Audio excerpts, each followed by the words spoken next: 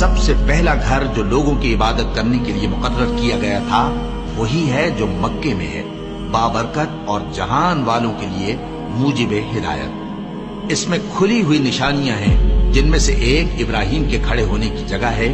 جو شخص اس مبارک گھر میں داخل ہوا اس نے امن پا لیا، اور لوگوں پر اللہ کا حق یعنی فرض ہے کہ جو اس گھر تک جانے کا مقدور رکھے وہ اس کا حج کرے، اور جو اس حکم کی تعمیل نہ کرے گا تو اللہ بھی اہل عالم سے بے نیاز ہے۔ اور جب ہم نے خانہ کعبہ کو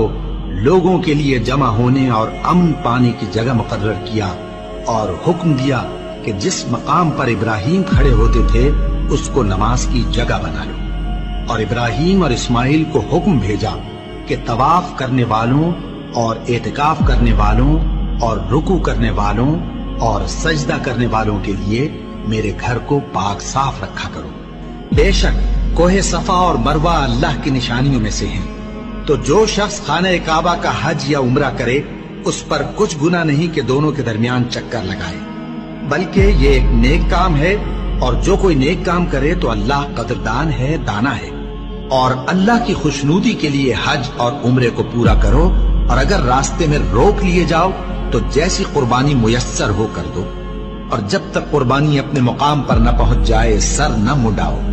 اور اگر کوئی تم میں بیمار ہو یا اس کے سر میں کسی طرح کی تکلیف ہو تو اگر وہ سر منڈا لے تو اس کے بدلے روزے رکھے یا صدقہ دے یا قربانی کرے۔ پھر جب تکلیف دور ہو کر تم مطمئن ہو جاؤ تو جو تم میں حج کے وقت تک عمرے سے فائدہ اٹھانا چاہے وہ جیسی قربانی میسر ہو کرے، اور جس کو قربانی نہ ملے وہ 3 روزے ایام حج میں رکھے اور 7 جب واپس ہو۔ یہ پورے 10 ہوئے۔ یہ حکم اس شخص کے لیے ہے جس کے اہل و عیال مکے میں نہ رہتے ہوں۔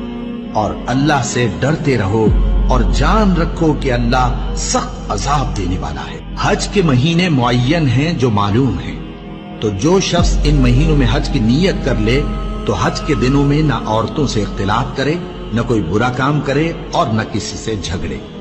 اور جو نیک کام تم کرو گے وہ اللہ کو معلوم ہو جائے گا۔ اور زاد راہ یعنی رستے کا خرچ ساتھ لے جاؤ، کیونکہ بہترین زاد راہ پرہیزگاری ہے۔ اور اے اہل عقل مجھی سے ڈرتے رہو، اس کا تمہیں کچھ گناہ نہیں کہ حج کے دنوں میں بذریعہ تجارت اپنے پروردگار سے روزی طلب کرو۔ اور جب عرفات سے واپس ہونے لگو تو مشعر حرام یعنی مزدلفہ میں اللہ کا ذکر کرو،